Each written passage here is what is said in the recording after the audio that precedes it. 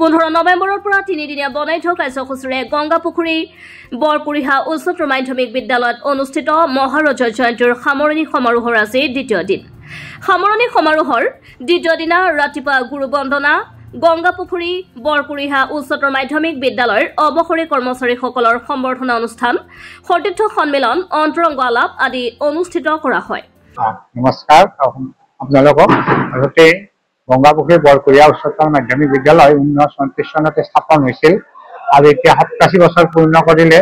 87 আচলতে আমাৰ দেৰি হৈ গ'ল, গতিকে 87 বছৰ পূৰ্ণ কৰা উপলক্ষে আমাৰ এই অঞ্চলৰ ৰাইজ, প্ৰাক্তন ছাত্ৰ ছাত্ৰী আটাইৰে সহযোগত আমি 3 দিনীয়াকৈ মহাৰজা জয়ন্তী আমি পালন কৰিবলৈ লৈছো। আজি আমাৰ দ্বিতীয় দিন। প্ৰথম দিনা আমাৰ সুন্দৰভাৱে চলি গৈছে মহাৰজা জয়ন্তী বিভিন্ন কাৰ্যসূচী। দ্বিতীয় দিনা ৰাতিপুৱা আছিলে আমাৰ গুৰু বন্দন আৰু সম্বৰ্ধনা অনুষ্ঠান, আৰু এতিয়া আমাৰ সতীৰ্থ সন্মিলনৰ কাৰ্যসূচী চলি আছে।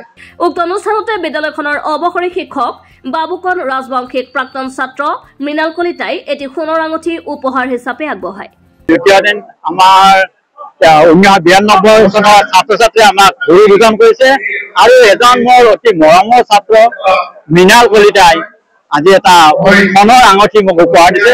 মই বৰ আপ্লুত হৈছো আৰু এই মৰমৰ ছাত্ৰ ছাত্ৰীসকলক কথা বাদ দি মই কথা ভাবিব নোৱাৰো আৰু তেওঁলোকৰ উজ্জ্বল ভৱিষ্যত কামনা কৰিছো।